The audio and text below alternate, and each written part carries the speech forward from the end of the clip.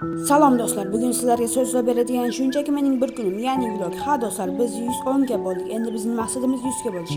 Iltimos videoni ko'rishdan oldin obuna bo'ling va like bosing. Qani bo'lmasa, ketdik. Ertalab soat 10 edi va biz hozirda eng mashhur bo'lgan ko'lga yetdik. Yo'l juda uzoq va 10 kun cho'nqir edi. Biz yo'lda mana shular konteynerlarni ko'rdik va oxiri yetib keldik.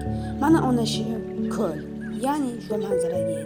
Bu yer juda chiroyli edi. Hamma yoqdan mayin shabadalar kelardi. Keyin men ana shu tog'ga chiqmoqchi bo'ldim. Shu yerda tarixiy g'or bor ekan. Va men u yerga chiqmoqchi bo'ldim. Chiqdim. O'zim bu ko'l juda ham sayyohlarga ko'p ekan. O'zim juda ko'p ko'rdim va nihoyat u yerga yetib keldim. Mana o'sha g'or, tarixiy g'or. Va g'orga xayr deb ketdim. Keyin esa Real Varraga uchdim. Halal Madrid. Qayoqqa mindik? Qayoqda juda ham uzoq va tez yurdikki biz. Suvlar shivalasa insonga rohat berar edi. Lekin esa bundan ko'ra eng yaxshisidan zo'ri shuki, bu yerda hech qanday ulay aloqa va internet ishlamaydi. Lekin bu yerning insonlari mehribon, juda yaxshi edi. Juda ham sodda edilar. Men bu yerda borgan taassurotim juda maroqli qoldirdi. Chunki bu yerdagi insonlar faqat telefon bilan bog'lanib qolmagan. Har doim ham telefon bilan yuravermaydi.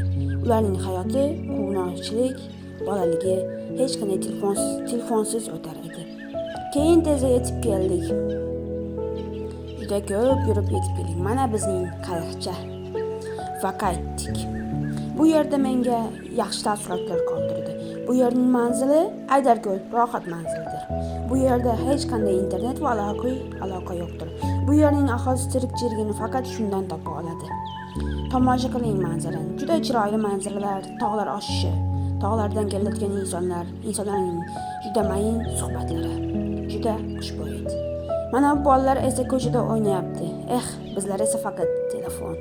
Do'stlar, bu mening bir kunlik vlogim, hayotimdan parcha edi. Agar bu video sizga yoqsa, biroz yoqsa ham iltimos obuna bo'ling. Biz 100 ga bo'lishimiz kerak. Xayr.